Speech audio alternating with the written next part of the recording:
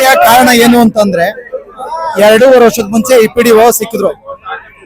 10 ಗಂಟೆಗೆ ಬನ್ನಿ ಅಂತ ಅಂದ್ಬಿಟ್ಟು ಇಡೀ ಅಧ್ಯಕ್ಷರು ಸಮೇತ ಸೇರಿ ಎಲ್ಲಾ ಮೆಂಬರ್ ಸೇರಿ 10 ಗಂಟೆಗೆ ಬನ್ನಿ ಅಂತ ಹೇಳ್ದು.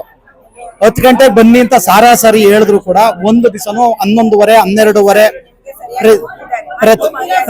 MLA ಯಾರು ಹೋಗುದಿಲ್ಲ. MLA ಪಾಪ ಇದೇನು ಪಾತ್ರ ಇಲ್ಲ, ವಾಸ್ತವ್ಯ ಇಲ್ದಿದೆಲ್ಲ ಹೇಳ್ಬಾರ್ದು. MLA ಇಲ್ಲಿ ಎಳಿಬಾರ್ದು. MLA ನಿಷ್ಪಕ್ಷಪಾತವಾಗಿ ಎಲ್ಲಾ ಕೆಲಸ ಮಾಡ್ತಾವ್ರೆ, ಅವ್ರದ್ದೇನು ಪಾತ್ರ ಇಲ್ಲ. ವಾಸ್ತವ್ಯ ಹೇಳ್ತೀನಿ, ವಾಸ್ತವ್ಯ ಯಾವ್ದನ ಒಂದ್ ಕೆಲ್ಸಕ್ಕೆ ಬರ್ಲಿ 1:30 ತನಕ ಪಂಚಾಯತಿಗೆ ಬರಲ್ಲ. MLA ಸುದ್ದಿ ಹೇಳ್ತಲ್ಲ ಅಮ್ಮ. ಆಯ್ತು, ನಾವ್ ಮಾತಾಡೋದು ಒಂದ್ ನಿಮಿಷ ಅಲ್ಲ, ಒಂದ್ ನಿಮಿಷ. ಈಗ ವಾಸ್ತವ್ಯ ಇವಾಗ ಇಲ್ಲೇ CC ಕ್ಯಾಮ್ರಾ ಇದೆ, ಅದ್ರದ್ದು 1 ತಿಂಗಳು ಡೇಟಾ ತೆಗ್ಸಿ, ಎಷ್ಟೇ ಗಂಟೆಗೆ ಎಷ್ಟೆಷ್ಟು ದಿವಸಕ್ಕೆ ಬಂದವ್ರೆ ಪ್ರತಿಯೊಂದು ಮಾಹಿತಿ ತಗೊಳ್ಳಿ. ಒಂದು ಈಗ ಅಟೆಂಡೆನ್ಸ್ ತೆಗಿಸಿ ಅಂದ್ರೆ PDO ಆಫೀಸ್ ಒಳಗಡೆ ಐತೆ, ಅವರೆಲ್ಲ ಬಂದು PDO ಒಳಗಡೆ. ಒಂದು ನಿಮಿಷ, ಈಗ ವೈಯಕ್ತಿಕ ಅಂತ ಹೇಳ್ತಾರಲ್ಲ, ಜನಗಳು ಸಾರ್ವಜನಿಕರು ಕೆಲ್ಸಕ್ಕೆ ಬಂದ್ರೆ ನಾವ್ ಯಾರನ್ನ ಮೆಂಬರ್ಗಳು ಆಗ್ಬೋದು, ತಗೊಂಡ್ರೆ ಕೆಲ್ಸ ಆಗಲ್ಲ. ಯಾರ್ಯಾರು ಬಂದು ಡೈರೆಕ್ಟ್ ಆಗಿ ವ್ಯಾಪಾರ ಆದ್ರೆ ಕೆಲ್ಸ ಆಗಿರ್ತದೆ. ಅದ್ ಹೆಂಗಾಗ್ತದೆ? ಮುಂದಿನ ಹೋರಾಟ ಇನ್ನೇನಿಲ್ಲ.